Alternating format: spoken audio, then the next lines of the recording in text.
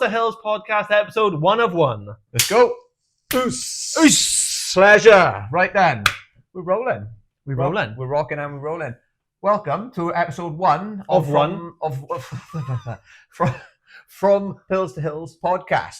I'm Ryan Stevens, one of the hosts. And I'm Mike Evans, one of the hosts. So we've got a couple of things we're going to touch on today. It's just going to be me and Mike.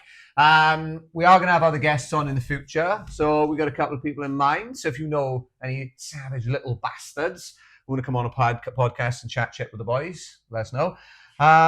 Disclaimer as well with the name. Yes. We're not actually drug addicts who run us now, nor are we coming off any sort of medication. Yes. It's we wanted to touch on that because we're not pillheads. We're not this is not like about what did somebody say about is it mental health? Someone said like did you climb mountains now where you used to be a fucking like sketchy yeah, they were like, bastard. Oh, you were sketchy fuck, but now you climb mountains. I was like, no, I'm still sketchy fucking now. Still sketchy fuck, but love mountains as well now. Yeah. So no, we're not really sketch bags. We are sketch bags, but we're not those kind of sketch bags. You know what I mean? We're not. I can tell you exactly where the name came from. Yeah. So it's just ChatGPT.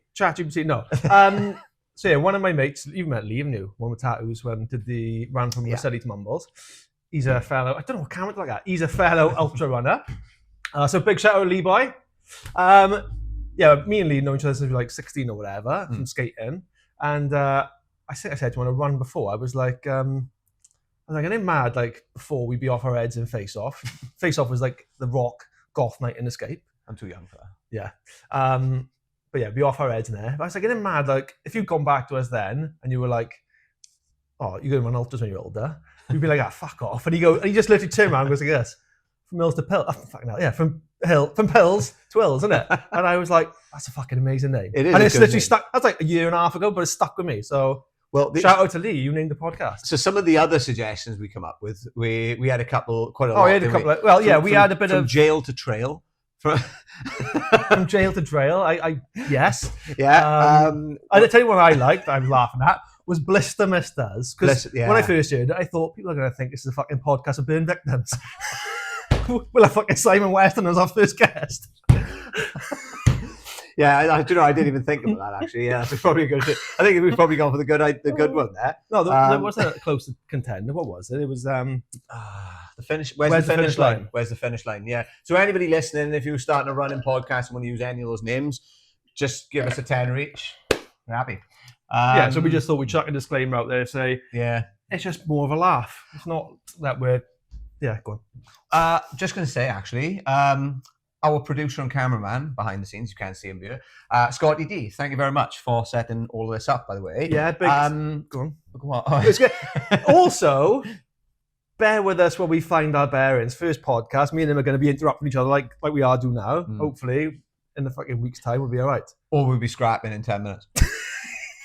Scrapping or bumming, one or the other. Yeah, the latter. No, but big thanks to Scott. He made our logo. He's gone above and beyond with all this fucking equipment and stuff. And also, before we get lynched, big thank you to Jenny for letting us use Full of Greys. Yeah. So if you want to come down for a flatbread, avocado, chili jam, halloumi, and egg special, come on down. Yeah. It's not Full of Greys right now, though. It's full of the boys. So... let's get into it. What's the podcast about? First of all, like we said, it's not about pills.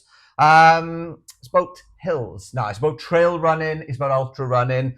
So, like I said, we're going to talk about our own little experiences, but we also want to just talk to some other people who love doing silly shit like us. And we talked about it for a while now, doing a podcast together, haven't we? We have indeed. But only now it's coming to. I always get this wrong. I always get this word wrong. Is it fruition? Fruition? Coming to fruition? Fuck, I don't know. And I passed it. I know it was on my new GCSE I passed. I know what you're on about. Fruition, yeah. Fruition, it is, yeah. Yeah, it's like fruit with ION on the end of it. Yeah.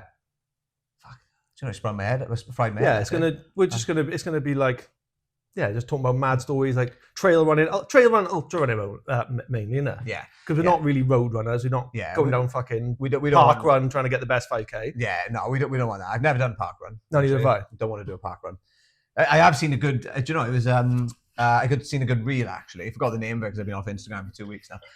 You made to come back on now. You posted a story. I know. It was like a video of when trail runners rock up to the local park run, and they've got like the sticks and the. Oh, I was going to touch on something about that. Like that light's gone off. If that matters. Oh. Production's going to shit already. How do we meet? So let's talk about that. How did we meet? So we've known each other for I don't know. I'm looking at my watch. 2 years. 2021, isn't it? Yeah, 2021 was the first month of Centurion. Yeah. So that's 4 years. Shout out to James, Matt, and all the other boys who own Mumble Centurion because that's where we met. Yeah. Fantastic triathlon actually, but didn't happen last year though, did it? No, it didn't. But also, fuck triathlons. If you're going to do a triathlon, do Mumble Centurion. We'll come back. Otherwise, don't do triathlons because fuck them. Yeah, we're going to get back onto that later anyway. But how did we meet? So yeah, you can tell this story. Yeah, so Mumble's Triathlon is a 3-day event in Mumbles. You do the swim on the Friday. Was it 2kc swim on the Friday? 78 kilometer. I work in miles now, but I can't figure out what that miles is. 78 kilometer cycle on the Saturday and a 20 kilometer run on the Sunday. Mm-hmm. Trail run from Oxwich to Mumbles across the coast. So yeah, 2021 was the first one. And that's how we met. I remember I was cycling by is it Wobley Castle? Yes, yeah, that's it. Yeah. So I was by Wobley Castle and I was doing this fucking event on a push bike, on a fucking mountain bike, on a hybrid bike. I remember when they announced the first Centurion, I messaged Matt because I'd been friends with Matt for a while. So I messaged him and I was like, oh, if I do this now, am I going to have to go buy a road bike or... Because I had a hybrid bike, so I was like, everyone's looking past, walking on the windows, to my fucking head in. I was like, what's being filmed in it? I was like, am I going to be the only one on a hybrid bike now? Or am I going to need a road bike? And he was like, no, there'll be loads of fucking people on hybrids. I was like, oh, sound. Rocked up to the fucking start, didn't I? Everyone's in their cleats. Everyone's in their cleats. I'm literally there. My hybrid bike was more towards mountain bike than it was road. Yeah, so my tyres were like fucking this thick. Yeah, it looked like you were off-roading. I remember that. So I rocked up. Everyone was literally in their leotards. Their tri-suits and all that jazz. Their fucking clip-on shoes. I'm there with a pair of DC skate shoes on or whatever. My fucking push bike, a backpack. I think I had a hoodie on. I can't remember what I was wearing. I was like, oh, landed. So, and I remember it was like. So when you came across me, I remember this clear as day. So I had a road bike, but I didn't take any spare inner tubes. I didn't take a pump. I don't know how to change the tire. You thought you were like dead last, didn't you? Because you were sort of like behind everyone on that. Oh bike. yeah, 100%. Yeah. And then you passed me. I got a flat by the side of the road, soaking wet. Can't access my phone because the fucking screen, because of the water on the screen or whatever. It had gone to, I think, like 10 minutes or 20 minutes locked. So I was in the middle of fucking nowhere, no signal anyway, can't access my phone, can't change my tyre. By that point, I was like, I think it was like 50k in as well. I was like, Wobley Cart. No, it's not that far. Wobley Cart, because you got to go down there, then fucking up Pretender Hill, innit? Back round, past Old Walls, and all the way back. Yeah, I was thinking, but by that point, I think I just got one of the boys to pick me up. I got dropped back to the finish line, then they tried to give me a medal. I was like, I don't deserve it. I didn't do it, and they were like, just. I'm sure you had the medal. Yeah, I remember. Yeah, you had the medal when you fucking got there. Yeah, he wouldn't take no for an answer, but I did feel a bit like a cheater, to be honest. But like you said, that's where we met because I cycled past you, and you were like, oh, have you got a pump? And I was like, does it look like I got a fucking pump? I was like, look what I'm on. I must have been on a fucking tricycle like the fucking puppet from Saw. Like, it was a nightmare. But funny after that, because obviously, I think I was following Insta. I seen a post. You posted a story. I think I had been following you recently Insta, so I did recognize you. So we chatted for a bit, didn't we? Yeah. And then I left you because I don't think I've ever told you this story. When I left you, I'm trying to think whereby is this now? No, it's before I met you, because it's before I met you, sorry. Because it's back in Oxwich. Yeah, when you go when you go down Oxwich and you go up the big hill and you go through all the lanes before you get down to the massive hill down to Portynan. Yeah. So when I was going through the lanes, I just seen this fucking guy, and he was literally covered in cream. He looked like a fucking marshmallow man from Ghostbusters. He was literally walking like that. Oh, I was like, what's the matter, pal?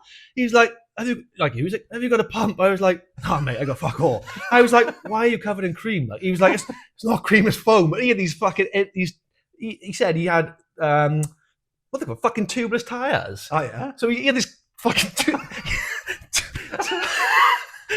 both his tires are popped, right? So he had these 2 tubes of foam, but they fucking gone all over him. So I was like, it's like, no hell, what the fuck is that? And this 6-foot bloke just covered in cream like that. I was like, oh mate, they haven't got fucking anything. So he was like, have you got the he was like, have you got the number for the tech van? I was like, yeah. Give him my phone. He fucking give it back to me. It looked like a fucking clown pie had just been on it. I was like, oh, cheers, pal. It's fucking covered in cream. You're one of the Centurion now, was? That was the first year because I was on my push bike. Because then you had to go down that fucking stinking hill. Oh, it's a tough race actually, isn't it? It is. It's horrible. Good race, but horrible. That's why I hate Gower, because like when I'm driving to like the dips or whatever, and I see a bike, I just fucking hate cycling. I swore I'd never cycle again. You still do bike now, haven't you? No, I still got it. I'm trying to sell it. But I swore I'd never cycle again because when I lived in Corkett and I was still working the Mumbles Pier, before I had a driving license, I used to cycle to work every day. And I said, when I passed my test, I was like, as soon as I passed my test, I'm fucking putting my bike in the skip. I did. I swore I'd never cycle again, but yeah, I'm back on the bike. I said the same thing about buses. So I was like, just like when you're younger, you're on a bus everywhere. Mm-hmm. I promised myself I'd never go on another public bus once I started driving. And I said the same. I have held true to that today. I honestly don't think I've ever been on a public bus since. Yeah, the only time I've been on a bus since is for my stag party. And I fucking kicked right off. I was like, I haven't been on a bus in like 15 years. And they were like, you're going to have to get the bus to get the mega bus from town. And I was like, come on, you pick me up. And they're like, no, I'll just get the fucking SWP bus. And I was like, fuck's sake. I was absolutely fuming. But broke my fucking, my streak of buses then. But we may as well touch on, before we move off the Centurion, our last Centurion. Remember we got told off? Oh yeah. Yeah. So because we've done it all 3 years that it's been running now. So yeah, we did it the first time. So yeah, we met on the first one. We kind of knew each other on the second one because I'm trying to think. We did it together, didn't we? No, the second one. Because I remember seeing you. I had a road bike on the second one, and I remember I passed you. I was going towards Southgate. I'm still slow as fuck, like I am running now. I was going past Southgate, and you were fucking cycling. You were like face like this. Remember, he was just fucking wanking it down. He was absolutely belting it down. I was thinking about just stuffing it. I was like, oh fuck, what am I even doing out here? I fucking hate cycling. That was the second one. And then that's right, because the second one is the year I got married, because that's it. I remember I rocked up in the second one, and one of my mates I hadn't seen for a long time was doing it. He was like, oh, are you doing it? My mate Jamie. So me and him stayed together, and he kept shouting at me because when we were going on the hills, he was flying on the hills, and I was literally brakes on, because Lynn's was like, if you come off that bike and fucking fuck yourself up, because I was getting married a week later, so if you come off that bike and fuck yourself up a week before the wedding, I'm going to go nuts. So I was like, all right. So I was literally every hill squeezing my brakes as hard as I can. The only hill I almost came off was fucking, I probably said so many fucks, like, sorry. No, Lynn's like, don't swear too much, because I'm always swearing. I almost came off my bike coming down Kevin Bryn. Oh, that's it. Do you know what though? Because of the wind. That's dangerous as fuck. There's like a hell of a crosswind that comes across that. Yeah, like when I go down that, actually, I just don't. You know, like people like they do like. They just fly down there. Yeah, I'm like that on my brakes as well. Because in my head, I'm thinking if I come off this, I'm going straight into a sheep's fucking bum cheeks. Well, that's what's happening to me. My mate Jamie, he's fucking flown down, so I'm like, squeezing the brakes. But I'm looking at all the animals going, fuck, there's a big cow there. Next minute, I hit a bump and I'm on front wheel like, whoa, my fucking cleats are hanging on. Yeah, no, that's what I mean. Like, cycling is terrifying in my eyes. I'll never do it again, ever. I've been trying to sell my bike for a long time as well. So if anyone's listening, they want to buy a bike. If anyone's two bikes, yeah, I've got a lovely road bike. It's been used 3 times. Yeah. I've never trained. I've done the Centurion. I've never done a training cycle before it. But you do love ultras now, and that's that's the. What there was a question you asked me? Go on to the we got told off. Oh yeah, told off on the thing. Yeah. No. So anyone listening, I know this has turned into a bit of a triathlon podcast, but it's how we met. It's how we we're good mates now. So we decided for the third Centurion that We do it together. we just do it together. We're gonna take our time. We're gonna chill. So we thought We stop at coffee shops, stop get bacon Yeah, sandwich. we're gonna stop off. We're gonna have bacon. We're gonna have coffee. All of this now. So we're like, oh great. So we turn up, don't we? And it's pissing down again. Third year running. But Yeah, it's pissed down every cycle, innit? Every Yeah. fucking cycle is pissed down. And loads of people don't turn up either, do they? So I think that was the issue. Yeah, loads because of loads of people people didn't turn up. Loads of people didn't turn up. So they said, they just let everybody off. So when we got there for the last wave, everyone had already gone. They were shutting up, weren't they? They were like, Oh yeah, they were because I remember I rang you. I said, "Where are you?" And you parked along on hill. Fuck, did I park? Oh, my old man's out. So I'd cycle down. Oh, that's it. No, yeah, you parked, but you were already there. You were like, "Hurry up, they've gone." Yeah. So I was like, "Fuck," so I came, yeah, and then we had to catch up with them. Well, that's it. We were going, and we were just when we got to what was the first stop? I think Oxford was it? Yeah, because remember I fell, clipped in. Oh. Remember I pulled. I pulled up and forgot to put my feet down. I was like, fuck. I forgot about that. I was like a parrot. I was like a fucking. I was like, dude. I was like, I can't speak. I was doing jujitsu with my bike on the floor. Well, they say, don't they? Like if you're falling off with the cleats on, that you just leave your hands on the handlebars, don't you? And you just it's like you can't stop yourself almost. Like your brain don't know what the fuck's The happening. first time I ever fell, right? I remember when I got the bike, I was like, right, I'm not going out in the Gower. First of all, I'm gonna go somewhere flat, get used to these cleats because I'm not used to them. Went across the prom, didn't I? Didn't realize there was a fucking park going on. So I got to the Singleton Park where they were all starting, and you know, if you're going to a Singleton prom, you go on the left hand side the grass bank. So I'm cycling that. They all did fucking go in. I'm like, oh fuck. Like, so I was like, oh fuck. I literally just tumble tossed, clipped in. I went like that. And I just tumble tossed on the grass. I'm lying on the grass like that. And they're all just running past me. I'm like, I'm all right. If anyone cares. So I fallen off twice. Fucking absolute bastard. But yeah, I forgot. I totally forgot about that. But yeah, he pulled up, didn't he? One of the We'd ordered a coffee and a bacon sandwich first. Yeah, well, I had. Did I have a bacon sandwich? I had a bacon sandwich. I think I had sausage and chips, didn't I? I don't know. No, I don't think you had that. No. But yeah, I pulled up and he said, "Boys, you've taken a piss now." He was like, you know, he's like, if you want to go out for a leisurely cycle, chuck your bikes in the van. We'll go back to Mumbles. And he was tamping. Yeah, and I don't blame him because we were the last ones, and he had to follow us in the safety van. We just it felt like you were being stalked every fucking corner. Because I'm always fucking slow, and you're fucking Mr. Fit. I'm like, I need to fucking stop 2 seconds. And then I turn around, there's this guy in a red van. It's like, I'm like, give me a break for 2 seconds, please. Half tempted to just grab it. I'm just half tempted to say, just chuck my bike in the back and just take me back to Mumbles. Yeah, and do you know what I don't like about cycling, right? So I love a cycle. Like it's going to be an hour-long podcast about a rant of slagging off cycling. I was going to say, wait till we get to Iron Man. Well... upset some future guests. What I don't like about cycling, and I like cycling just leisurely, right? But what I don't like about like most the idea of cycling like long distance is you need a degree to fix your bike. Well, yeah, that, but also, right, like if you're just running, right, don't get me wrong, you get a bad leg or something, right? Yeah, you walk, you can't run as much, but like, you know, your body just, I don't know, you're in control almost of your body. Whereas if your bike, 100%. Yeah, if your bike just goes, you derail it, ta-da, you know what I mean? You walk, the guy behind you. And it's like, you can, I don't know, you can walk it off and stuff, but 100%. Like my old man loves cycling. He's like gone to, he hasn't got a driving license, and he's gone to like France and done like parts of the Tour de France section, cycling up the mountains with his mates. He fucking loves it. Shit, hobby. Hate it. I can't stand it. I fucking hate it. Like you said, running, if you're tired, you just stop, you walk. All you got to worry about is your shoes or your hamstrings blowing up. But like bike, you've got so many variables to worry about. Like you said, like flat tire, flat tire, death, derailer. There's just so many things. And like, you got to, and then have you oiled your chain? Oh, my bike. Are brakes working? To anyone who wants to buy my bike, it's fucking stinking. I don't think I've ever cleaned it.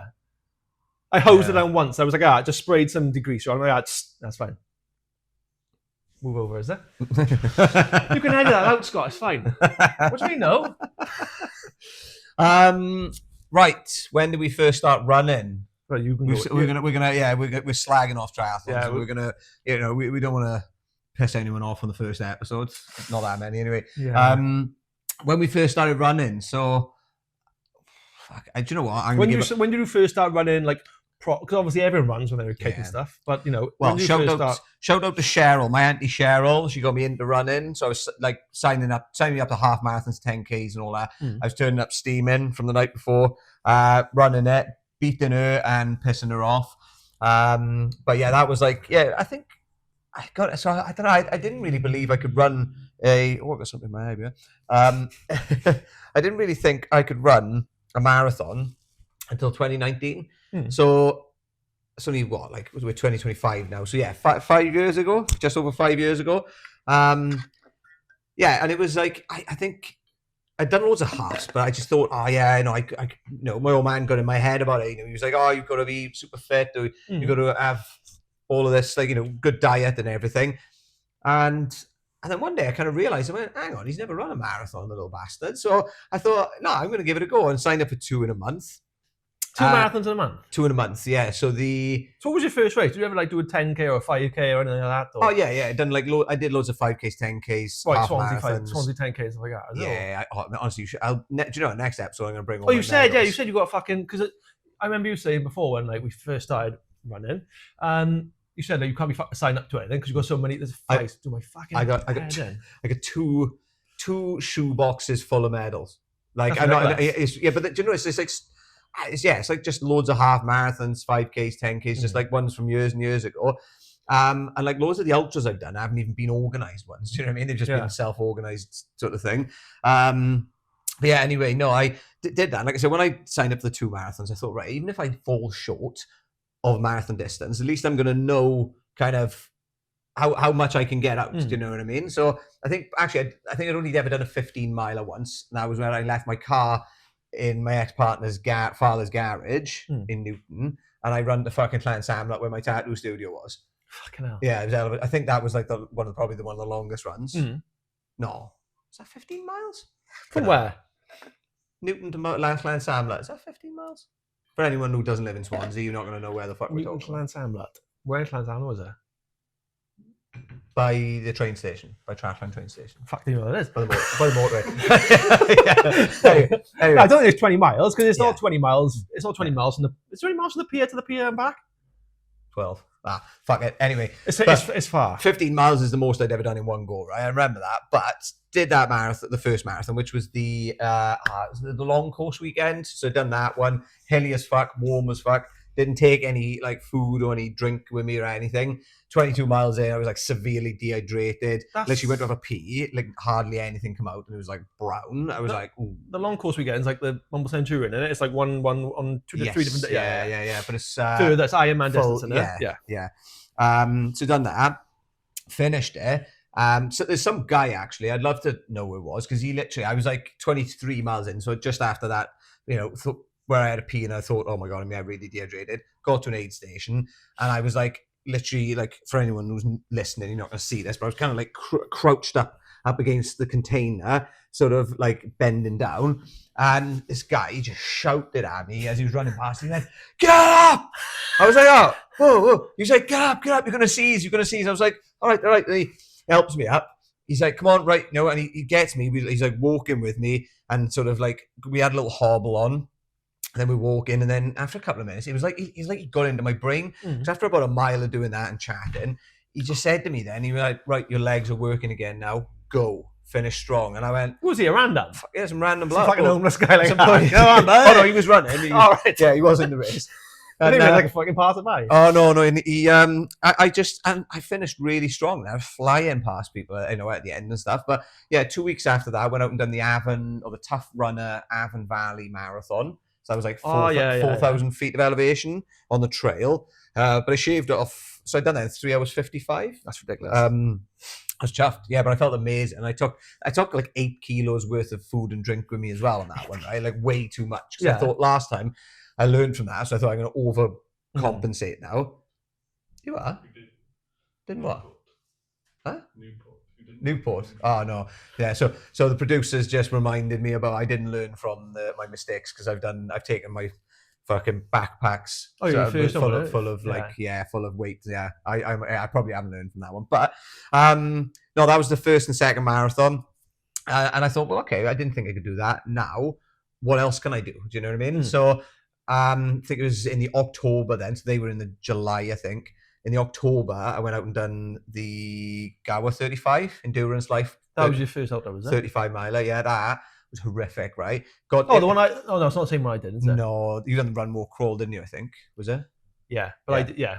It was brutal. So me and one of the boys, Lee Davis, did it, and it was. I think it took me like 8.5 hours, but like everybody I seen, everybody was doing it. Everybody was so demoralised because it was just so muddy and like it was raining, so it was so muddy as well. What year was that? I wasn't the same year I did the marathon, was it? 2019. Oh no. Yeah, but it like nobody could run through it. I mean, we were just about being able to walk through it. I didn't even have trail shoes on.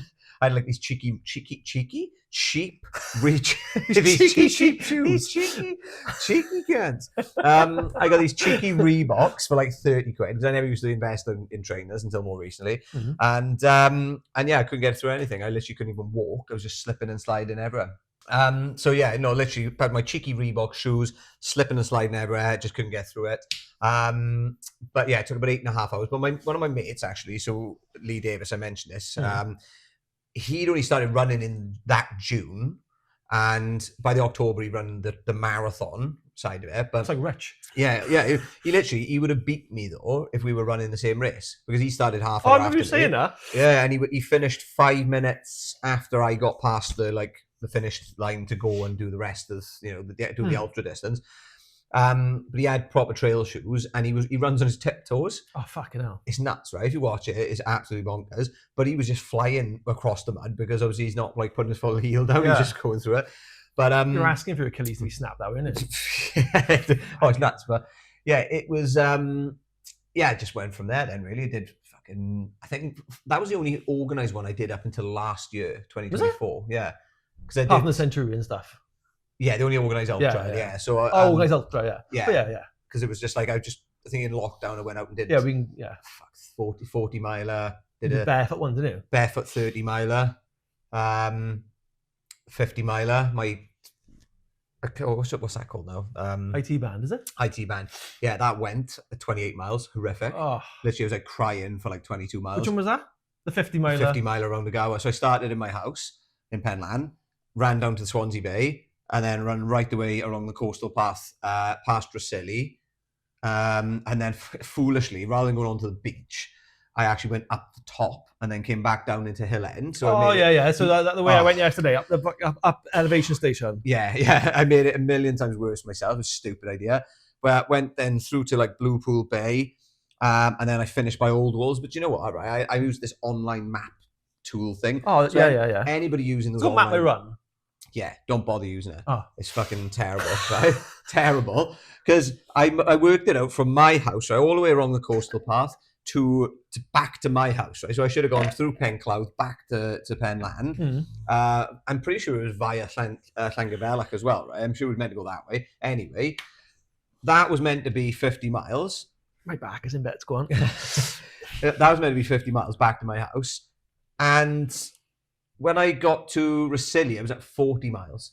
So it was like Rosilly, the distance was initially saying like 26 miles. Basically, right, it would have been about 90 fucking miles. I rang my mate and he came and picked me up by Old Walls. He had to help me into his van. I was in hell of a way.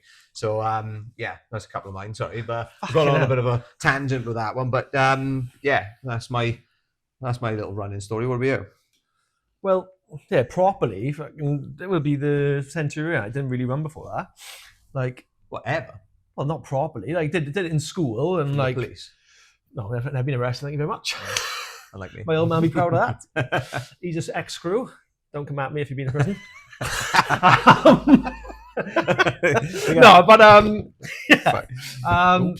Never used to. Well, did athletics and stuff in school, but like I used to like all the American sports, so like surfing, skating, basketball was a big one in school and stuff.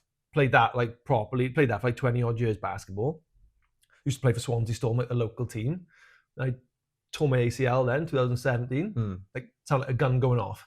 Last game of the season, I remember running on the court, just put my foot down. It was like bang, fell to the floor, and I was like, fuck. All the boys picked me up. My legs were like doubled in size. I was like, oh. And then long story short, 6 months later, I was having a bloody ACL reconstruction and all that jazz. So didn't really do any sports then. This is going off on a tangent. I remember because I was trying to find something. So I loved basketball. Basketball was like my identity. I loved it. So I was like, right, I need to try and find something now. I missed the team.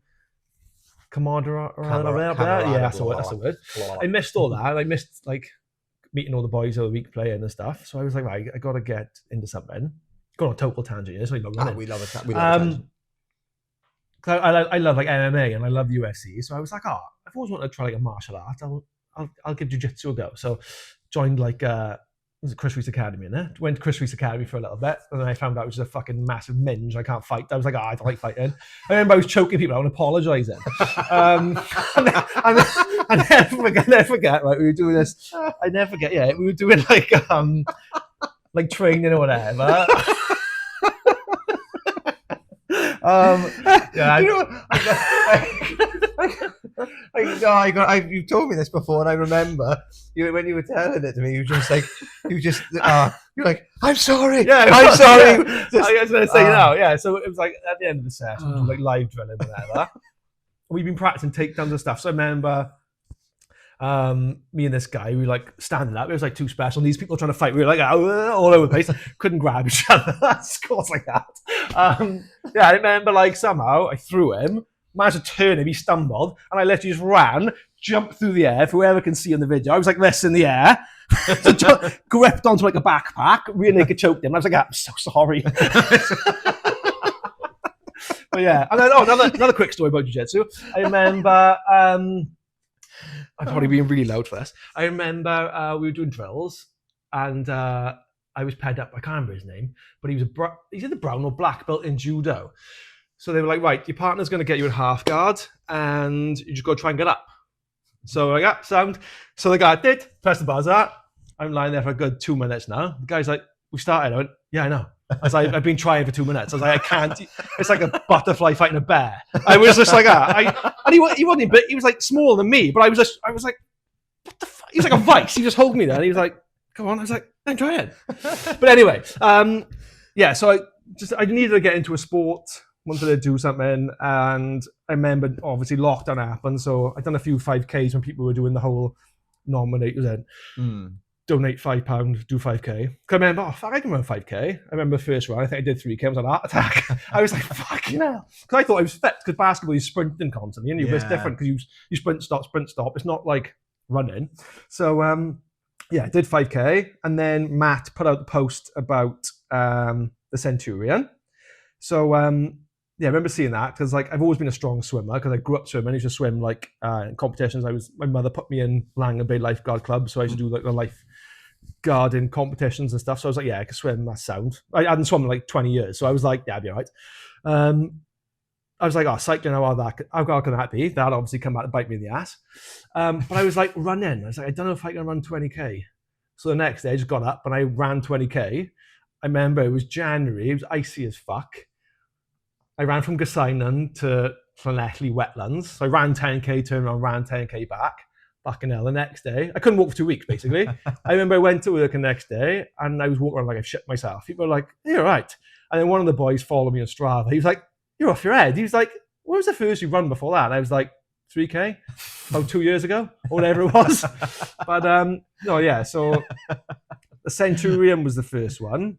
But yeah, that whole Centurion was fucked. I did the swim in a surfing wetsuit. I did the cycling on a mountain bike. And then I did the trail run in road shoes, but the weather was banging, so it wasn't too bad. But my actual proper first run, other than the Centurions, was the Gower Endurance Life Marathon. I did that with Matt from the Centurion. Didn't train at all for it, because I was like, Centurion's like half marathon in it. So I was like, I can't be that much harder, surely. Literally, I don't think I trained at all. I meant to go on a few runs, and all I got to say is thank God Matt was there, because I probably would have died. It was the worst, like the one you said, it was pissing down weather. There's a guy who's filmed it on YouTube, because I was watching it the other day, because sometimes I just want to see how bad it was. It was fucking horrendous. Torrential rain. I was fucking soaking in 10 minutes. I was like, oh, for fuck's sake. And you had to go from Oxwich back to Oxwich. So it was like Oxwich, up through Kevin Bryn. That's funny as fuck that way. So we went up Kevin Bryn, and I remember we came down the other side to Llangennith, and I literally fell like miles from Home Alone. He slipped to the top of the stairs. We were coming down a mountain. Matt was like, I don't know where the course is, but we'll go this way. So started coming up this mountain. I was like, which way we go? As I said, my foot went, and I was fucking up in the air on the mountain, just sliding down like that. Like, oh fuck! And then he took me onto my other shortcut. Race officials probably like, oh, did he know? We took me on some other shortcut and ended up falling in a gorse bush and just got fucked with that.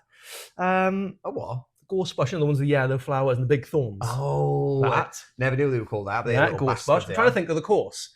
So where did you go?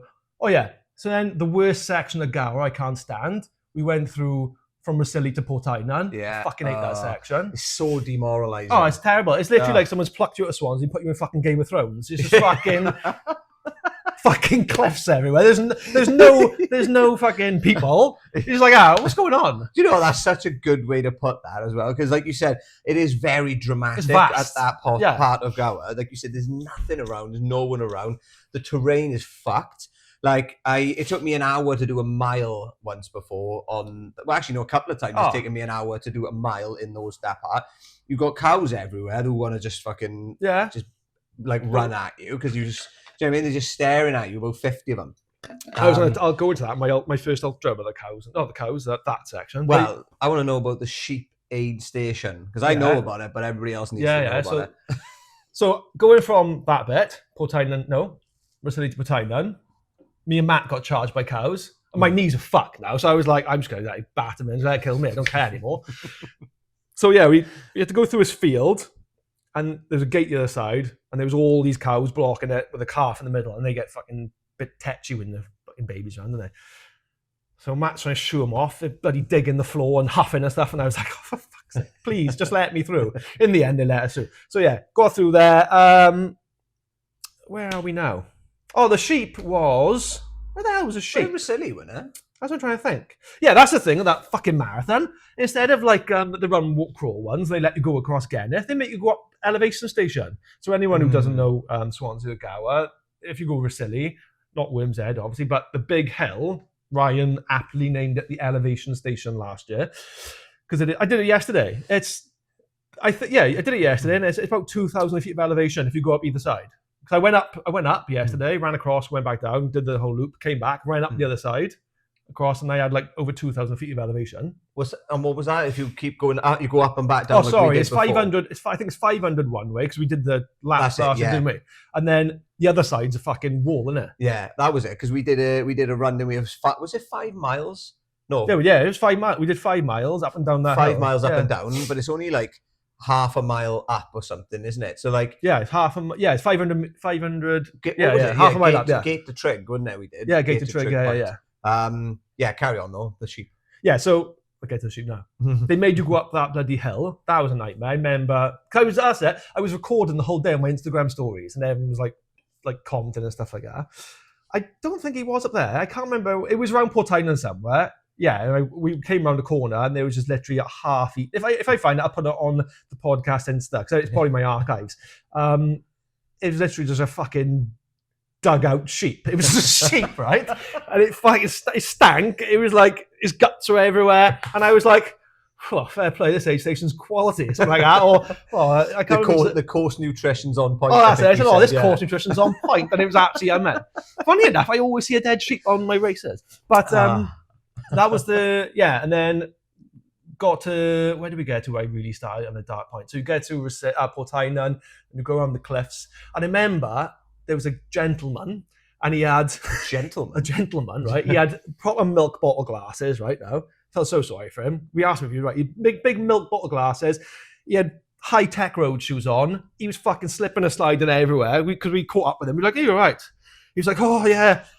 He's on his own, that's it. He's on his own, right? Slipping and sliding. He was hammering down in rain. And we were like, "You're right." He was like, "Yeah, I'm partially sighted." And we were like, spat all over you. We're like, "You're right." He's like, "Yeah, I'll be fine. So we pushed on now. So we got to Oxford Steps. So literally the end is like a mile, 2 miles. No, not even that. Like a mile. Yeah. Not even, it's less than that. But my knees are completely locked up, right? And I mean, I was screaming. I remember when we were coming through the muddy bit beforehand, every step, because it was like 6 inches of mud, my feet were shaking, and like, you know, the ligaments in your knee. At one point I was fucking screaming at the mud. I was like, fuck off! And this woman was like, ha, ha, ha, are you okay? I was like, I'm so sorry. But yeah, we got to the stairs, and it took me 45 minutes to walk down these stairs, because I couldn't bend my legs. So Matt snapped this massive branch off a tree, give it to me, like Gandalf walking down with a walking stick. And I never forget, because this guy, the partially sighted guy in road shoes, came around the corner, and Matt went, I'm not letting him beat me. And I went, you're going to have to. He went, no way you can get. So we got on the stairs, and then Matt sprinted off to beat this guy. And I was like, trying to amble my way to the finish line. So wait there, was this guy with the partially sighted guy doing... He was a contender. He was a contender? He was a racer. Gosh, yeah, he was a racer. I thought he meant he was just cutting about in the wilderness. He was a racer, and he was like, I'm not letting him beat me. I think I came last. I either came last or won from. That was my first. And I said then, I was like, I'm never running again. Go a marathon, that was, but I say marathon, it was technically an ultra because it was 28 miles. Is it 28, 29 miles? Because I remember doing an Instagram post, and I thanked Matt because he literally did say, I would have DNF'd if it weren't for him. First ultra then was my first ultra. Pegasus. No, my first ultra was the run, walk, crawl 34 miler. So that was, where are we now? That would have been 2023. Yeah, October 2023. Yeah. I trained for that one. Trained for that one. That one annoyed me because, like, have you tried Tailwind, the carb powder? I haven't. No. I used that like all through the training. Like I followed like a 16-week plan or something like that. Can't remember exactly what I followed, but all through my training and stuff, the Tailwind, loved it, no problems with it. Day off, fucking spew my brains out. Oh yeah, I remember you saying this. So like me and Lee did it together. I remember this. We got to. It's because I try and keep up with people. It's something I've learned now is just run my own race, not try and keep up with people. So I'm not a fast runner. I'm 15 stone and I'm bloody just slow as hell. So yeah, I haven't been running long, so I just try and keep up with that. I shouldn't really do that. But anyway, so we left Woburley Castle, got to Portainen in less than 2 hours. So that was pretty good timing to get to there. And then as we're walking up the stairs, it's funny because you can see pictures on the official pictures. You can see my demeanor is going down and down. So I'm smiling on the first picture on the beach, and by the time you know the stairs, we walk up surfing. Yeah, I'm like, I'm just great. So I was like, I'm spewing up the stairs, and I was like, what the? And Lee's like, you're right. And I was like, what's wrong with me? I'm just can't hold anything down. He's drinking water. Everything was just so sweet. I had like, what did I have? I had Cliff Bars. Have you tried them? They're normally all right there. Yes, yeah, I have actually. I had Cliff Bars, and I had my orange Tailwind. Ironically, maybe it was the orange because I'm into orange. I don't know. Ooh. Thinking about it. But I was drinking that and I'm spewing. So we got to the aid station up on top of Rosilly. My feet were fucking killing. And I said to Lee, you may as well push on because he wanted to get a good time because he put in the training. So I was like, I said, don't worry about me. I said, I'm going to walk for a bit because I was literally this close. I've never been close to DNF in a race, but this was like the closest. So yeah, that section, like you said, I walked. It took me 2 and a bit hours. So I walked pretty much the whole way from Rosilly to Portainen. I remember getting up to that field with the cows and I thought, do you know if these cows are, I'm fucked because there's no way I'm running away from them. I'm dead. I'd try and run and I just couldn't. I'd spew again. Fair play to all the people that stopped because loads of people stopped and said, oh, you're all right. And I was like, yeah, I just need to get to the aid station. So in my head, I was like, right, get to the aid station. I'll ring Lynn's and I'll just quit.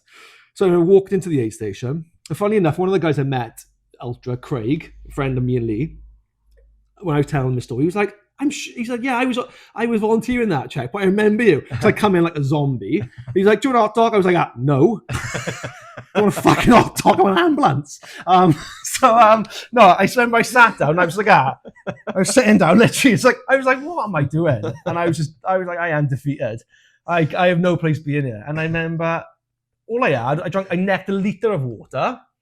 I had 2 packets of salt and vinegar crisps. You know, like Popeye spinach. He goes, ding, ding. And I was like, fucking bang, let's go. And I just shot out of that aid station. And I just felt amazing. Because I remember I rang you because you were meeting me. Yeah. And I was like, I said, I was in a bad place. Because you said, you were like, it comes in waves. Just keep going. Yeah.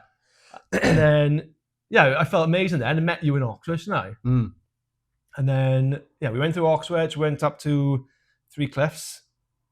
Then you left me go surfing. Yeah. I remember I met some guy, because I remember, I can't remember who he was. I'm sure I've seen him in ultras. But anyway, I got to the aid station in 3 Cliffs and he was talking to him about being sick and stuff. And he was like, have you tried this? And it was High Five, the gels I like, High Five. He said, have you tried this High Five carb powder? It was citrus flavor. I was like, no. He was like, try some of this. He said, if you don't like sweet stuff, it's not sweet. It's like sour. So he put a couple of scoops on my thing. Oh my God, it was amazing. Because it's citrus flavor, it was really sour. I was like, it's class. So I used that. I still use that to this day. And then I got to Puff D. And I met some like 65-year-old bloke. He was doing the ultra. He's from Bristol, and he was he was battered, and he didn't know where to go. So I stayed with him because he was like, I was like, oh, I wouldn't feel comfortable leaving you because that bit from Pulthie to Carswell, the cliffs are dodgy, and the dodgy as hell. Pulthie to Carswell. You know? Oh yeah. The cliffs, basically. I know. Proper sketch, you know. So I was like, no, I'm not going to just leave you on your own because it was getting dark as well. It wasn't dark, but the sun was setting. So I walked with him. As soon as I got to Carswell, because I wanted to get under 10 hours. I think I went even just over. Because I was like, I went, you're right. Now, Chris, yeah. I was like, all you got to do, go on that path, and you're there. So, I did that. And then, I spoke to you at the end when you rang me. And that was my first ultra. I probably... Because I was going to come meet you, actually, after, wasn't I? But I think it was like you'd already finished and fucking... You were, like, ready to go home.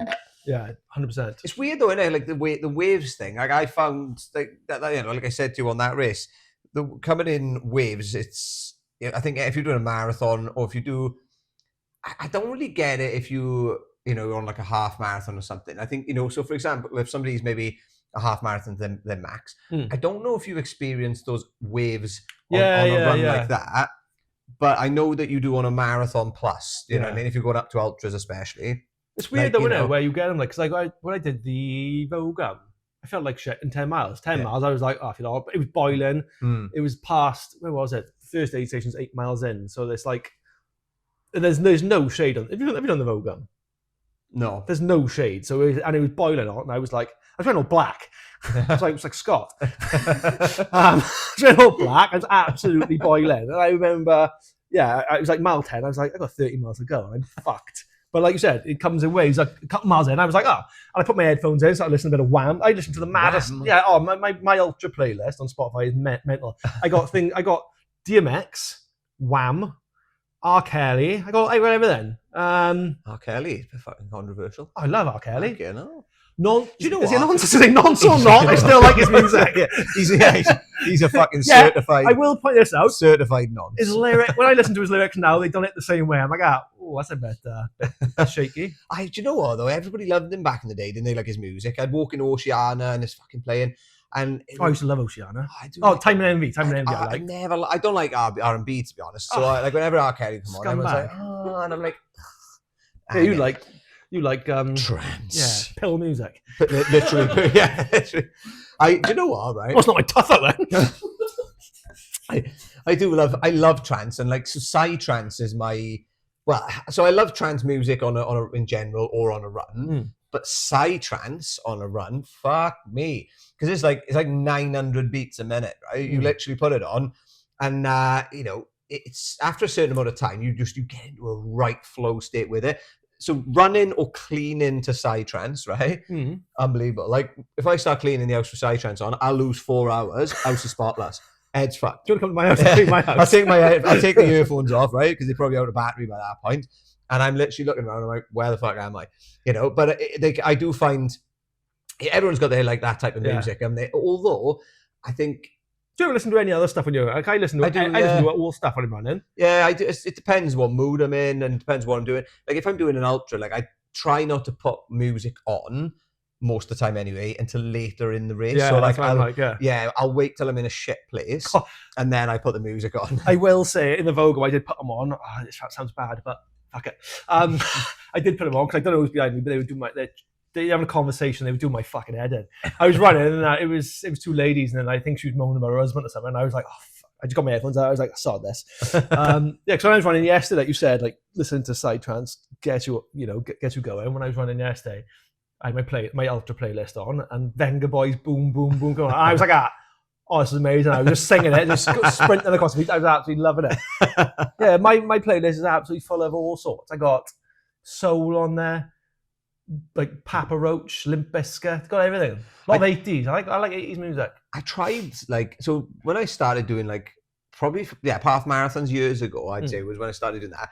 I stopped listening to music at some point when I was doing runs because just like my battery would go for example, the wireless headphones or whatever I was using, or they'd get tangled up, whatever it was. Even if the music goes off, but you're like running up a hill, for example, or you're pushing quite hard, and then the music goes off, it really fucks with your flow, doesn't it? Right? Yeah. Whereas I find if you can get used to like I think it was basically it was getting used to my pacing and what feels comfortable, so that I can listen to music now and I still know if I'm pushing it a bit too hard and I need to sort of slow down. But yeah, I think that was an issue I found, is like if the music goes off while I'm pushing it, I'm all over the shop. You know what I mean? Yeah, because like I get like that. If a song comes I don't like sometimes I'll be like, oh, what's that song doing in there? Yeah. But like I tend to not run with music. Like I'm running on that on the house. I'm running a few miles on the block or whatever. I very rarely chuck music in. But I done that yesterday. Yeah, it's normally just longer runs. I put the music on. Yeah, I done that yesterday. I was going to put my music in. I decided to have nature sounds, of Penlan instead. The sounds of Penlan. Literally, just walking around, just somebody putting the window through, someone screaming at their old man. I don't know.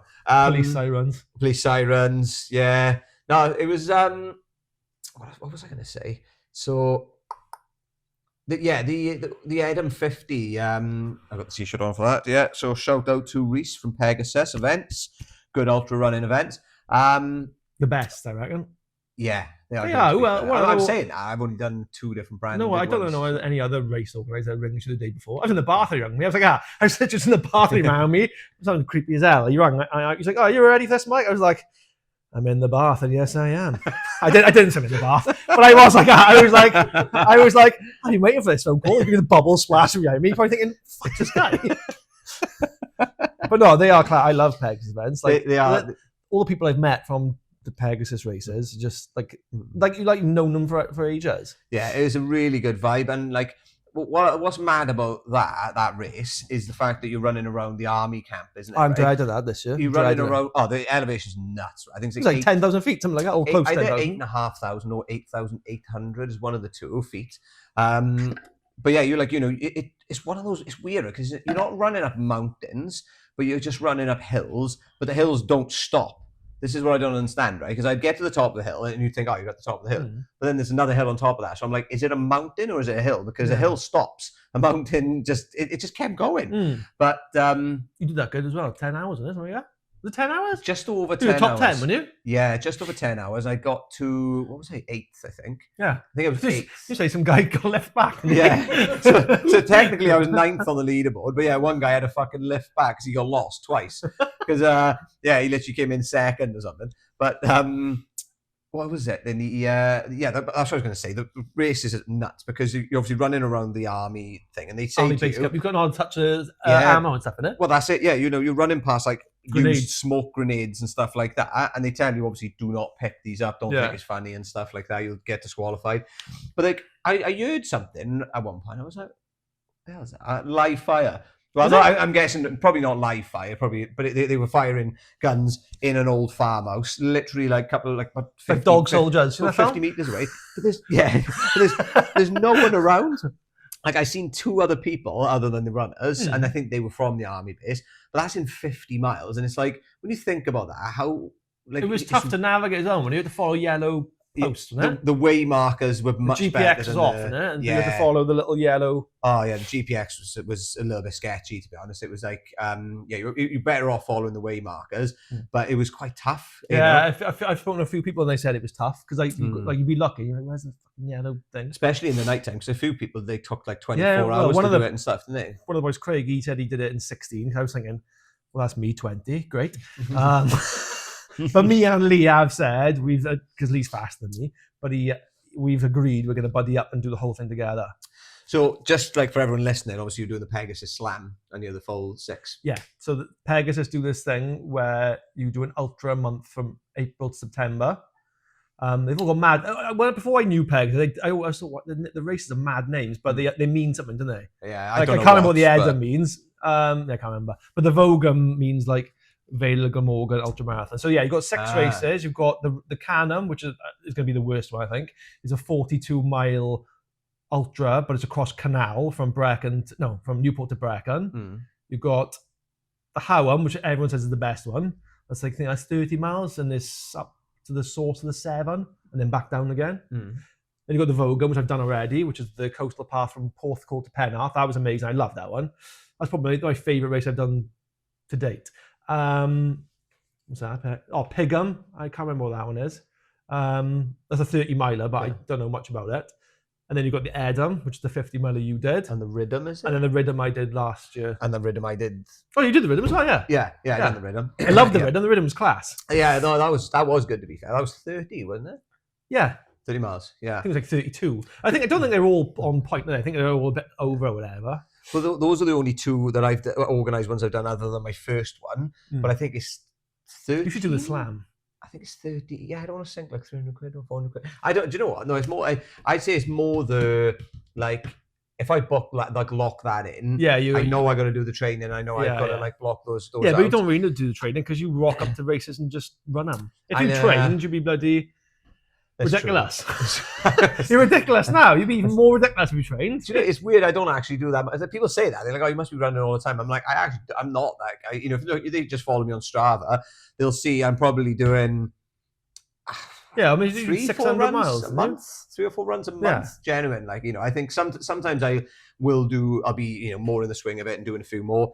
But then there'll be some months where, like I said, I do 1 or 2. And I don't know, yeah, I think I think for me, it's been I do 60 miles in 6 days to get fucking 1,000 miles for the year. I know, that was good shift. That's completely fucked me now, though. My knees, my ankles, everything's hurting. Yeah. What was I? 700 and something miles, I think, wasn't it? I think so. Mm. What were we talking about a bit before that, though? You said about the Edam. Oh, yeah, the Slam. So, yeah, you do those races, and then you get a cool block of wood with your name in. And that's one thing I love about the Pegs thing. The medals are amazing, aren't they? Yeah. The medals are class. The T-shirts are banging as well. So if anyone's watching this, like, I do love this T-shirt. I should have worn my Vogan one. Yeah. I'm going to get a hoodie this time. And I might get a trucker cap. Do you know to go with my mullet. The last time I bought... No, what was it when I bought this? Yeah, it was when I bought this T-shirt. But then when I spoke to Reese then, and I picked up another one from the Rhythm because it was too small or something, isn't it? Oh, it was nuts. So it said like it was a medium, right? But it must have been. Well, he said it wasn't even a medium child size. He said we don't do child sizes or something. But it was like a tank top. I put it on. It was like honestly so tight up there and up here. I was like, this can't be right. Then he was like, that's so weird because he was like, it's the same batch number as the other. Did you send it back? Well, yeah, Reese changed it for me. That's right, isn't it? They changed it for me. So I don't think I've taken it off since. Like, so I love it. Have you got any races or anything planned? I know you got your 100 miler you want to touch on because you've done it before, haven't you? Absolutely, yeah. Have you got any other before you go into that? Yeah. Have you got any official ones you want to do this year? I don't think. Well, I will end. Why don't you do the Vogan and try and beat your cousin's time? Ooh. Liam Stones. Shout out to Liam Stones. He won. That was the one. He won it. Yeah, he won it last year. Yeah, he won the Vogan. 5 hours, it meant. I think he basically did it a couple of years prior. 5 years earlier, he came 8th, and then he won it last year. He did it 5 hours faster than me, so he could have run it twice. I did it in 10 hours. Little old me stumbling across the finish line 10 hours. He could have done it twice. That is bonkers. So 30 miles in Somebody 5 piss hours. test him. that's bonkers. I don't think That I'll is beat mental. that. I won't beat that actually. No. I'm quite confident. Lee runs ultras at a good time as well, not didn't he? beat that. Lee runs ultras at a good time as well before. I'm sure he had like 5 hours. I'm sure he had the course record, didn't he? Maybe. I don't know. Don't quote me on that. Yeah. I remember watching the marathon of every city. I don't know, but I was watching his YouTube. Funny enough, I commented on one of his YouTube videos today about shoes because the shoes I bought the other day are fucking killing my card. I know he's doing the Dragons back, so we'll get him on. Yeah. 100%. Lee runs ultras. I don't know which camera to look at. Yeah, you're on. You are coming on. Do you know what though? Right, fair play. I got to give it to Lee Davis, but Lee runs ultras is his YouTube channel name as well. I think is it. This is Instantly Man YouTube, Instagram and thing. So when I was doing the 100 miler, the second attempt. So first attempt was 2021 from Bath to Swansea, as in England. How far did you get? 70 miles first time. That's the one you videoed on, isn't it? Yeah. So that was the first one. The second one was same distance, 2 years later, Bath to Swansea. Oh, that's when I was going to America because I was going to come run a bit with you. Wow. And I was on the plane as you were starting. So I remember looking over going like that. Was that him? Well, yeah, that was the second time. But fair play to Lee. He cycled from fuck knows where, right? Fuck knows where to meet me in Cardiff. Did he? And yeah, he came and met me in Cardiff, but he was running with his bike then, right? So he's got his bike, pushing it whilst running. What? And he done Oh, that. I remember seeing clips on your He story.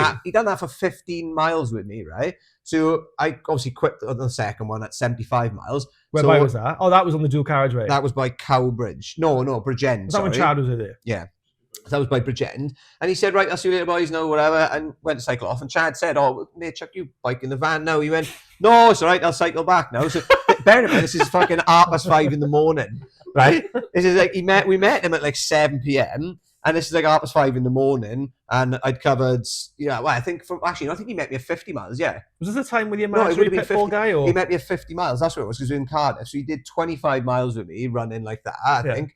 And then fucking went to and literally cycled home. Was that the time you were the imaginary pitbull guy, or was that? That was the first time. That was the first time. Yeah, me and Chad, middle of butt fuck nowhere by Cowbridge, 5 in the morning, freezing cold. It was like 0 degrees. And all of a sudden he's just like, the guy comes out of nowhere. I'm already hallucinating a bit. I was imagining cars coming past, fucking no one around, no lights, nothing. And then this guy comes out of nowhere. Boys, have you seen a pitbull on the staff? Me and Chad are like, I'm looking at this guy and I'm like, oh, my head's fucked. And then I looked at Chad as if to be like, can you see this fucking guy as well? And then he responded to it. And then I went, was that guy actually real? Like, I don't know if I said that to him, but in my head, I thought, turns into a fucking... Okay, it's fine, you're not hallucinating. It was, but that was what was even more nuts. There's nothing around. There's no houses around. Where is it? Cowbridge? Cowbridge, but it's on the A48. Yeah, literally middle of nowhere. But anyway, obviously did the 100-miler then in 2023, June to 2023. Oh, the prom but one, that was Swansea Pit Bay, laps all day, 28 hours, 30-degree heat, hanging. Oh, it was boiling, wasn't it? Oh, but I remember I came to meet you. Yeah, I came to meet you at, I don't know what time you were a fair bit in. It was like 3-4 o'clock. I thought, I'm bound to keep up with him now. You're still fucking flying off. And I was like, I'm giving up, brother. I can't kill no one. So I'm like, I'm fucking sprinting. And you're like, 60 miles in. Well, that was it. When we got 70 miles, I got 70 miles in on the Swansea Bay 100 when I actually did it. Like, I think loads of people came at that point because they knew, like, that was when I'd failed the last two times. Was doing it, wasn't he? Yeah, he did a first marathon for him, actually, on that day. So yeah, no, a lot of people met me at that point because they thought, we want to be with you, push him through the bit where he stopped before. I was fucking flying. Like, I don't know what it was. Yeah, you were. Because I think the temperature's so hot in the day, and then it dropped. It was much cooler, and I just started feeling much better. I think because it was so hot, and I felt like shit throughout the day. I wasn't covering a lot of mileage. Plus, there was so many people coming and going, and stopping and chatting to people, briefly and stuff. And I think because of that, then I just didn't cover a lot of ground. Plus, I was so hot. Were you doing a lot? I changed my strategy. I don't think I ever see you take gels and stuff. Not much. I have a couple of gels, but I try not to have too many. I'll have so I was having these like Cadbury brunch bar things. Oh yeah. 20 or 30 grams of carbs, or 1 or 2 of those per hour. They fuck your stomach, and they just really, like, after a while, they're just horrible in your mouth. So, like, I have the naked bars now, fruit, and because they're 100% fruit and nut, there's no shit in them. 20 grams, I think, of carbs. Obviously, it's like, good dates and stuff as well. So the sugar's really good. Yeah. So, like, say 2 of those per hour is pretty good, and then maybe the odd gel, the odd banana and stuff.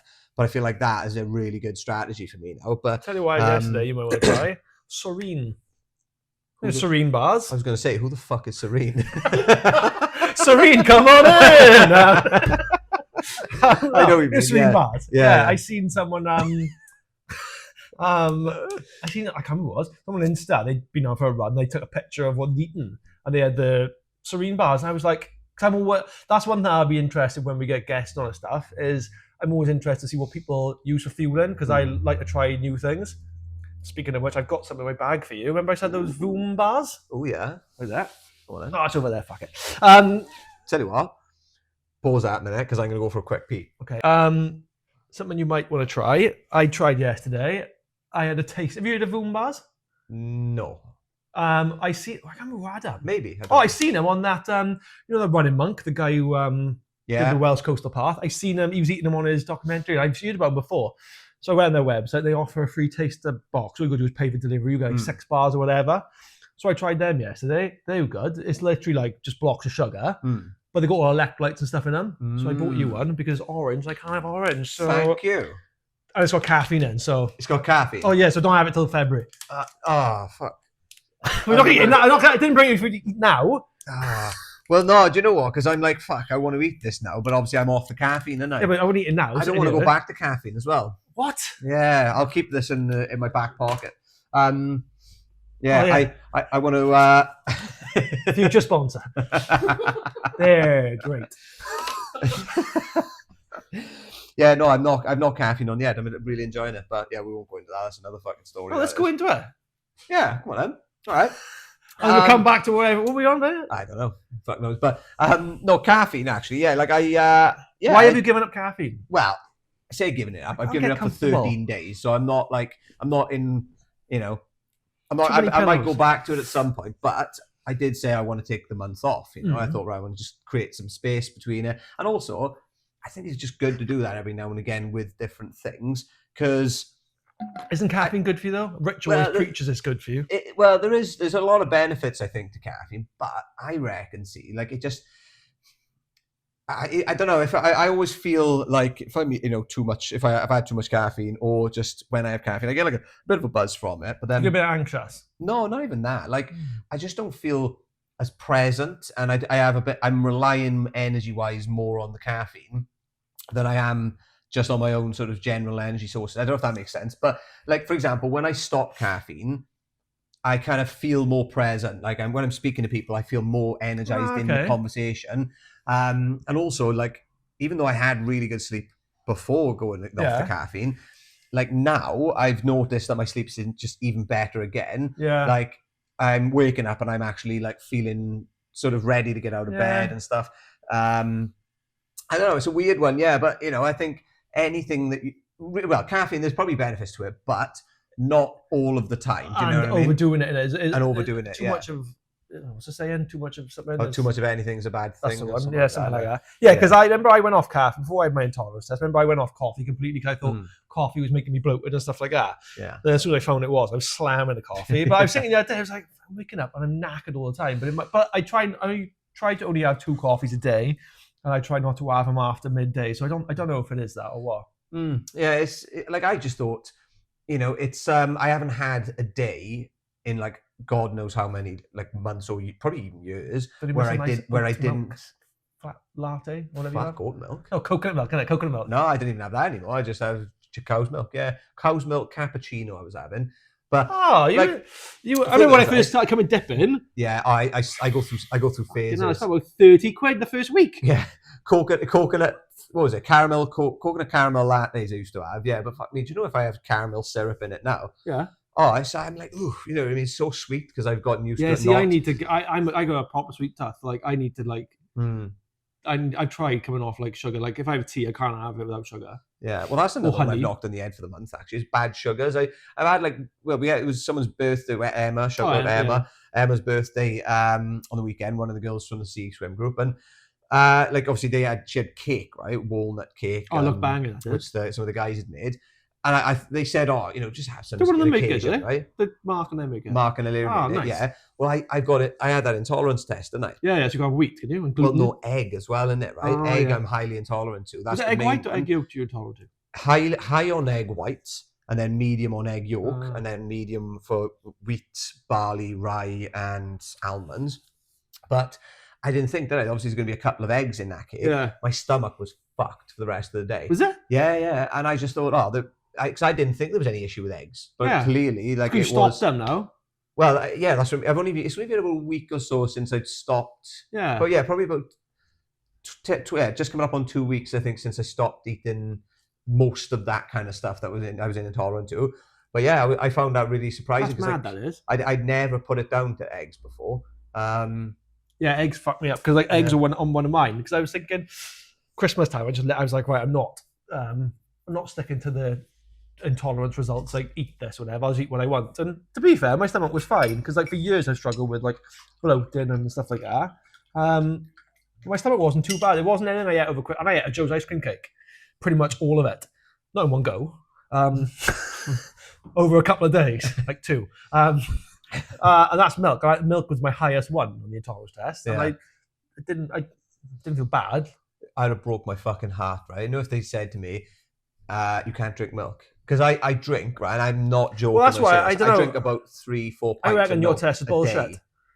You what? I reckon your test is bullshit. Because they say that milk is like, Billy was telling me the other day, Billy was saying something about, what did he say? I can't remember. He's too far ahead of me on the trails. No, he's saying something about milk, like, I can't remember if to tell you. But anyway, majority of people are intolerant to Lactose milk, apparently. intolerance Not just lactose, they just can't have milk. Because I was drinking, before I had the test, I was drinking lactose-free milk, but it's still classed as cow's milk. So it's not the lactose you're intolerant to, it's the overall cow's milk. Yeah, no, like I said, the one I went to is definitely legit. I was surprised at it, but it's definitely legit. Yeah, one of my mates, all of the stuff that he has cut out now, Morris, he said that, he was getting bloated. Like, he has a biscuit. He has a biscuit at work, and his fucking stomach is battered. Oh, it's nuts. Yeah. But yeah, no, it was like, he's one of his family members, exactly the same thing, but was quite ill actually from whatever they were eating. Went to the intolerance place then, and yeah, they were fine after it. Then once they corrected the diet and stuff. So yeah, it's mad how fast it like. If you cut it out, remember when I cut it out, I lost like 10-15 pounds in the first straight away 2 weeks. Because I seen you fucking had abs straight away, didn't you? I was like, I don't know. I haven't seen you for a week. I've been to Turkey. No, because when I went through Armstrong Fitness, because he's linked up with Pritchard now with the Dirty Health, so that you can get their test through there, but it was cheaper on Craig's website, so I went there. Because it's still quite expensive, isn't it? But he said to me, I seen the video, he said, because I struggled losing weight, like I do all this fucking training and whatever, but I was always the same weight. It was weird. All right, I'd like a biscuit and stuff, but who doesn't? But he said in the video, he was like, if you're intolerant to, if you have a food intolerance, in some cases or whatever, it can actually slow your body down. What did he say? Slow your metabolism. Yeah, it can slow the fat burning process because your body's trying to fight off the intolerance instead of burning fat. So like, I used to smash Greek yogurt. Obviously, that's full of milk. So he said, like, when I spoke to him on the phone, he said, yeah, if you were eating those Greek yogurt, your body wouldn't be taking all the protein and stuff to replenish muscles. It would be fighting it off, thinking it's like an infection or whatever.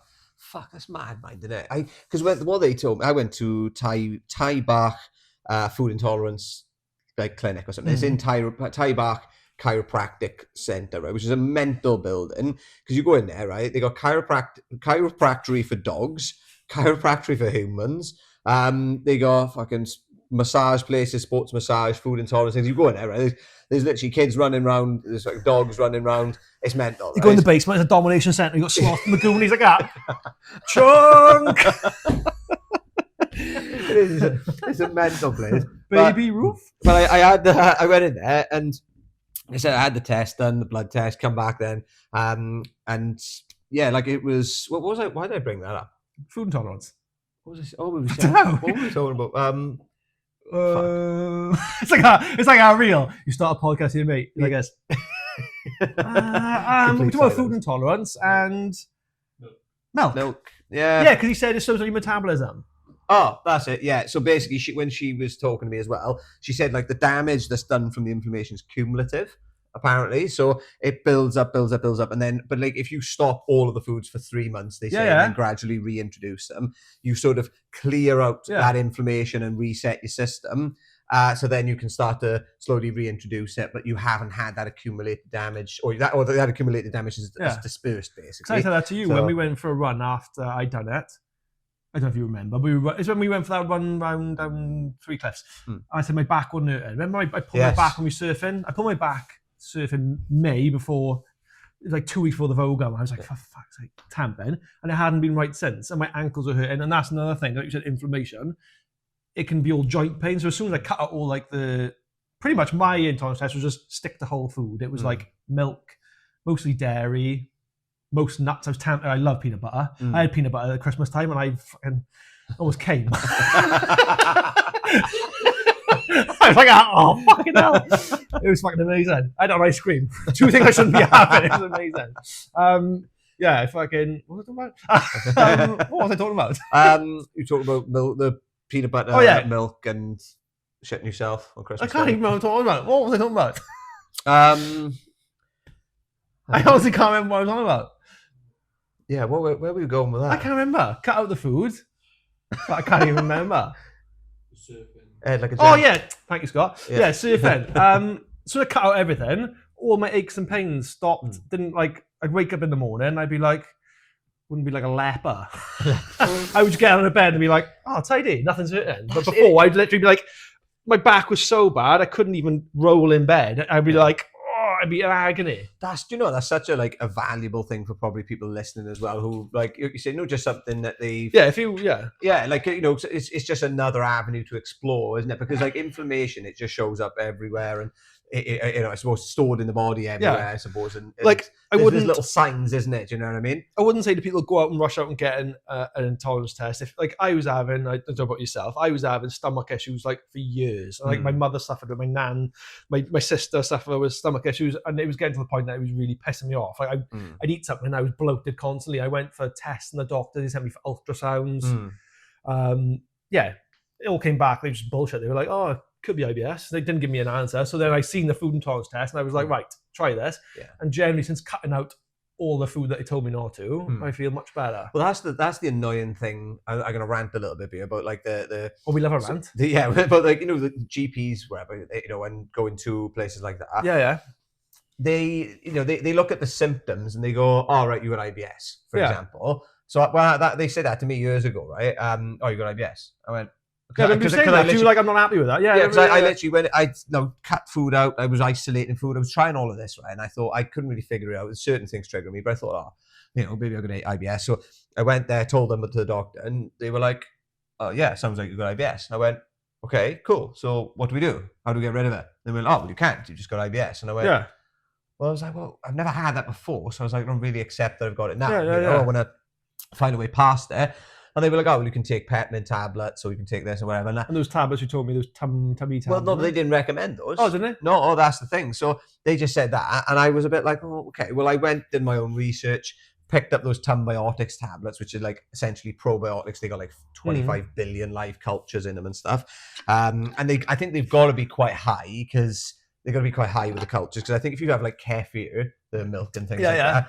Stuff that Rich loves. Apparently, I don't know how much of those live cultures actually get through to your gut. Maybe some of them, but I think with those tablets, there's so many that quite a bit gets to, and it starts to build up your microbiome count. So I think someone described it before as the bodyguards of your gut, right? So if you go to a nightclub, for example, you've got the bouncers. Yeah. Oh, you've got pills. Yeah, you go and they stop you and they go like, right, no, you're not coming out here, you're not coming out, and they let some people in. And I think the microbiome is something similar to that. They kind of go, right, yeah, you can come in, you can fuck off. You can fuck off with your drugs. And it was kind of like, I thought, oh, okay, and what they say is like the microbiome count, because we are having like processed food. If I might be chatting shit with this, right? So there's probably someone who knows more about this. Some doctors isn't like, what the fuck is going on about? I know. But apparently, people bring up my surgery tomorrow. There's like, all the food that we're having is like, a lot of it's processed, things like that. So we're not having a great deal of like interaction with healthy bacteria unless we have more organic foods or more foods from local sources, that kind of thing. So then we would have potentially more microbiome building up in our stomach, or more gut bacteria, healthy gut bacteria. So then I think the idea really is, I've lost my fucking trail of thought again, but gut biomes, yeah. Basically, take those, you build it back up, so you've got more healthy bacteria to just like fight off all of that. That's kind of what my understanding of it. But anyway, I took those for a couple of months, and I was finding that over like 3+ months, or about 3 months, the severity of symptoms was dropping. But then I started taking these digestive enzymes, right? Just randomly. Just randomly, I think one of the boys suggested them. And that was actually stopping it. So I could literally take 1 or 2 digestive enzymes, go out on the piss, and drink beer and whatever, and I would be fine. Do you know what I mean? I feel a bit shit from the drink and stuff, but my stomach was fine. And it was honestly horrific, because I'd have like 1 or 2 things, and I'd just be running to the toilet in revs, shitting my head off like 3 times, on a night out. Do you know where I always just go for a shit in town? What? Not there anymore. Aspas. Remember Asper's Casino? Oh, yeah. Best place for shit in Wine Street. I lost a lot of money in Asper's. Not a lot actually. I never used to gamble that much. It was a lot for me though at the time. Do you know what I mean? I used to love Asper's. It was amazing. I used to go there on a Sunday. I used to walk home after it because I'd spend all my money. I'd spend all my money. You know what I mean? I didn't have much money at that point. To be fair, I don't have much money now. But but you know, I'd gamble 40, 50 quid and then I'm on my fucking ass. Do you know what I mean? And I'd have to walk home because I was quite young at that point. Yeah, good place. I thought of random thoughts that go in my head. I thought of a place the other day. I thought, because there's nowhere to go for good shit in town. Like, you know, if you've got a dodgy stomach like I had, you got to think ahead. You go, right, if I need a shit. Because it'd be a bamboo, you shit in a bucket. Yeah, it is. I'm like, I'm not fucking taking a shit in there. I thought the other day, View, to go to the cinema.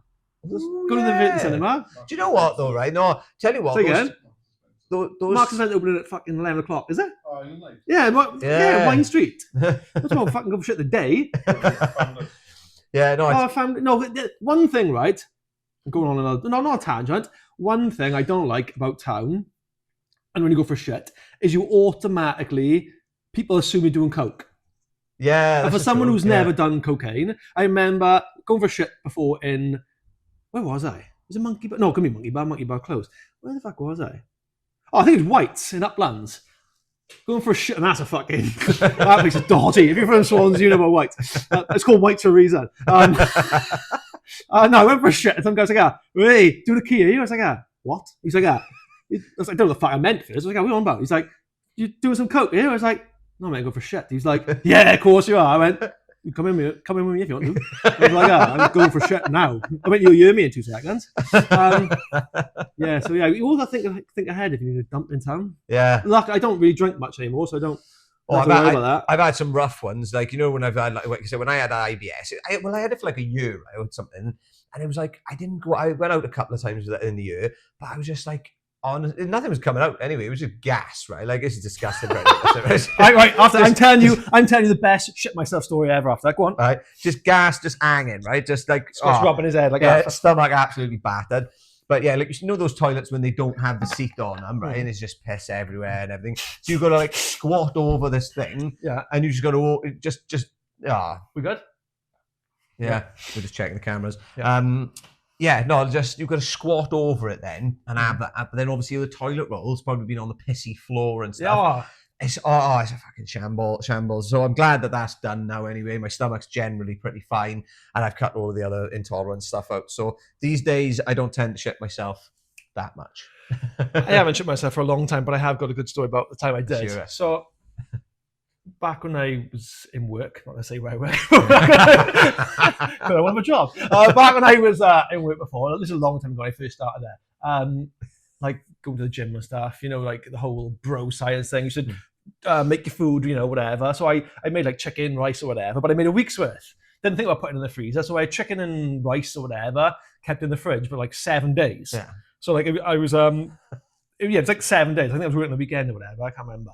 But anyway, I remember I was in work and I was like, opened up. I was like, fuck, that smells a bit dodgy. So I asked my mate Neil, I was like, does that smell right too? He was like, yeah, it'll be fine. So I chucked it in the microwave. Ate it, fine. Finished work, and I was going to barbecue at my mother-in-law's house. So she lives in Manali, right? So we drove to Manali with the kids. Loads of people there, right? It's the summer having this barbecue. I'm sitting there, you know, like the films, and the stomach goes. I was like, instant sweat on. I was like, fuck, I'm gonna shit myself. So I was like, to Lynn's, I'm gonna have to go home. She was like, what's the matter? I was like, I'm gonna shit myself. She's like, go to the toilet. I was like, there's no fucking lock, and there's about 30 people here. I was like, I won't be long. So I got in my car. I never forget, I got in my car, driving home, and you know the Marsh Road from Goward down to Thing. I'm fucking sweating. I'm like, I'm going to give birth. I'm like, I'm literally holding it as hard as I can. I'm like, oh my, I'm going to shit. Some woman is doing like 5 miles an hour in front of me. I'm fucking hand on the horn like I'm trying to crash. She's like this in the window. I'm like, please. I was crying. It got to the point I was soaking of sweat. I was like, you know what, just fuck it. I just shat myself. It was the most relieving thing I've ever done in my life, right? I was wearing shorts, I'm always in shorts, so there was shit all over my legs. It was coming down my seat. Sorry for anyone listening. It was shit coming down my seat, right? And this wasn't. Oh, it was a good few years ago.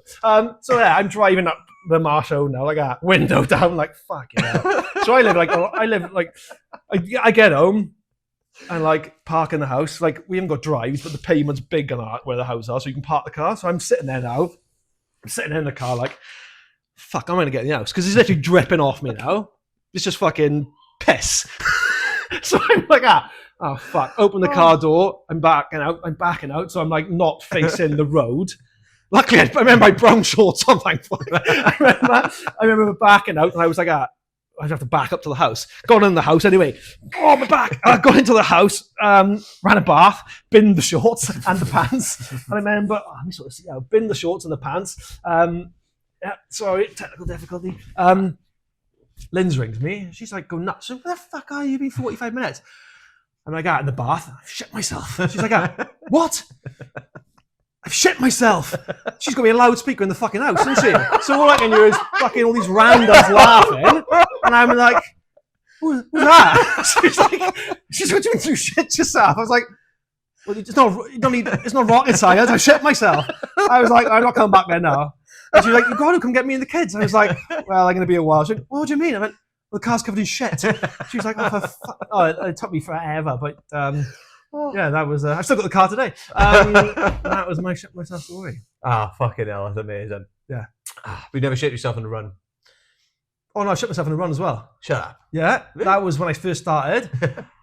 I did 5k. I ran out. What's that 5k? Well, I ran out 1.5 miles towards Llanelli. I was going to do 10k. I ran out 1.5 miles. I farted and I went, fuck a shit. So I turned back round, ran home, and then I bumped into my mate Timmy, who I haven't seen since college. He was like, oh, Mike, how's it going? I went, I'm so sorry, I can't stop. I shit myself. He's with his daughter. I think I got a PB. I sprinted home. I remember I got on the house and Lynn was like, you're right. And before she could even finish the sentence, I was up the stairs. Like, I'd shat myself, yeah. I never have, actually, but I've had a couple of close calls. I've started taking Imodium and Ultras, just in case. Tell you what I do actually too, saying that, is so my stomach, it's probably to do with what I was eating, actually. Come to think of it, now I've done the intolerance test, I think it's probably to do with whatever I was eating. Certain things were just fucking battering my stomach. I just put it down to the fact that I'm eating loads of stuff and on running an ultra. Yeah. But there's been ones, like I went on meant to be a 50 miler with one of the guys, Reese. They did an ultra, or 30 miler like a couple of months before that, just randomly. We said, we'll do a marathon, end up doing an ultra. But then we went back out a couple of months later and said, we're going to do... what's that? It's fine. Yeah, it's fine. We went back out then and did a 50 miler planned. But, we were talking about Portine and Rosselli earlier. Oh, yeah. So we went through all of that. That was like it was pissing down. It was like 60 mile an hour winds or 70 mile an hour winds. But we got by Portine, right? There was, when the water, the foam like comes up from the sea because of how strong the wind is. Right, so it was on the top of the cliff, right? The foam was. So it's come up the hill, not the hill, the cliff. It's all on the top and everything. That's how strong it was. We were just getting battered, getting soaked. It was in March, I think as well. So it was freezing cold. Yeah, freezing. But like I was literally just, I think every place we went past on that run, I was stopping for shit. Oh, there's nothing worse. And but my ass was bleeding. I haven't told anyone this, and I've told like one person this. My ass was bleeding. It was I'd been to rub this so much with this crap toilet paper. It's like places. Fucking sandpaper. Yeah, literally, ass was bleeding. So then it was hurting so much I couldn't even wipe it properly. So I was literally just covered in shit and blood. Oh my god! And I just we have taken a low here. We have taken an L, haven't we? We've got. If anyone's still listening at this point, then you're a fucking legend, and we love you. Yeah. Well, how long have we been going now, Scott? 2 hours. 2 hours, yeah. We better wrap it up then, better wrap it up.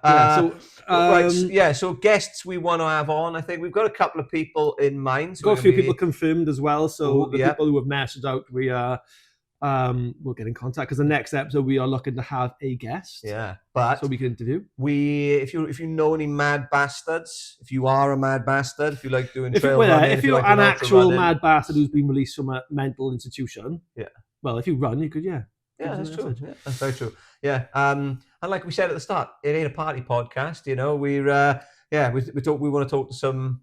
We want to talk to some mad heads. Yeah. But you're not coming on. You're getting pilled up. No. So don't think that. We don't have pills on us. Just to clarify. Just want to thank everybody who's liked. Oh, yeah. We've had loads of support. Loads of people messaged and said they can't wait to listen and stuff. So, thank you so much for everyone who's liked already. Yeah, fantastic. And also, we want to shout out to Scott again because his company sponsoring us. What was his company name again? This DJ Dull Photography, wasn't it? Was it Scott? What was it? Scott. SD Photography. SD Photography. Should Yeah. put that on the notes, man. I know. SD Photography. So we are sorry for Thank you very waffling. much. I know, to be honest, I didn't know if he was still using that company name, but yeah, it's SD Photography. Unbelievable. He's got 18 different cameras set up around the room here.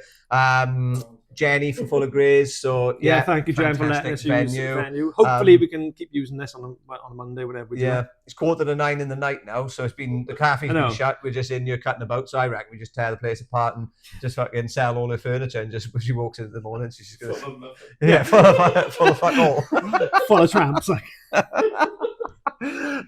No, all jokes aside, thank you very much, and thank you to everyone listening, watching, stuff like that. And you'll be able to find us on Instagram. Yep. What was it? What's that? At Pills? It's at Pills to and fuck. Fucking hell, was it? Pills to Hills podcast. Is it? No, it's different on the Insta, isn't it? It's at Pills to Hills podcast, but with underscores in between. Yes. We're also going to be obviously if you're watching this on YouTube, we're on YouTube, we're on Spotify, and all the other channels, or wherever you get your podcasts. And just lastly, up the Swans. Thank you very much. Yeah. See you in a bit. See you in the next one. Toodaloo. Nice. Yes.